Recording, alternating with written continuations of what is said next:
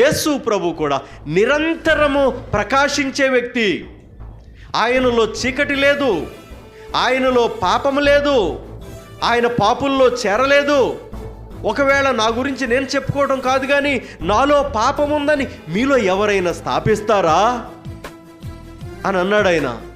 ఆ ప్రశ్నకి ఎవరు సమాధానం చెప్పలేదు. ప్రియమైన దేవుని ప్రజలారా, ఆలోచించండి. ఆయన నోటను కపటం లేదు, ఆయన శరీరంలో పాపము లేదు, సశరీరం, మంచి శరీరం. పాపము ఆయన యందు వసించలేదు, పాపుల్లో చేరలేదు, పాపం చేయలేదు. పాపులను మార్చిన పాపుల రక్షకుడు యేసుక్రీస్తు వారు. దేవునికి స్తోత్రం కలుగునుగాక. ఈరోజు ఏ స్థితిలో ఉన్నావో, ఏ స్థితిలో పడిపోయి ఉన్నామో, ఏ స్థితిలో జారిపోయి ఉన్నామో, ఏ యొక్క భ్రష్టత్వంలో కొట్టుకులాడుతున్నామో, ఆయన వైపు తిరిగితే సమాధానం, వెలుగు, ప్రకాశం.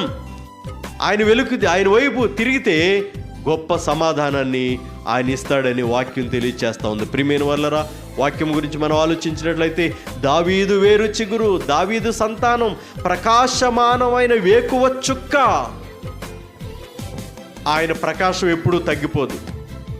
ఈ భూమి మీద ఎవరైనా ఆయన వెలుగు గురించి, ఆయన వెలుగును తగ్గించాలని, ఆయన కీర్తిని తగ్గించాలని, ఆయన గురించి, యేసు ప్రభు గురించి చెడుగా ఎంత మాట్లాడినా అవి ఆయనకి సంబంధించిన విషయాలు కాదు. అవునన్నా కాదన్నా ఆయన దేవుడు, అవునన్నా కాదన్నా ఆయన నీ కోసం మరణించాడు, అవునన్నా కాదన్నా ఆయన నీ పాపముల కోసం మరణించాడు, నీ పాపము నుండి విడిపించాడు. అయితే నీ జీవితంలో మనము యేసు ప్రభువా అని ఒప్పుకుంటే, ఆయన ఎదుట పాపములు ఒప్పుకుంటే ఆయన క్షమిస్తాడు, రక్షిస్తాడు, పాపభారమును దింపుతాడు, నిన్ను వెలుగుగా చేస్తాడు, వెలుగులోనికి పిలుస్తాడు అని వాక్యం తెలియచేస్తూ ఉంది. ఆ వెలుగును మనం రుచి చూస్తున్నాం. ఆయన ప్రకాశమానమైన వేకువ చుక్కగా ఉన్నాడు.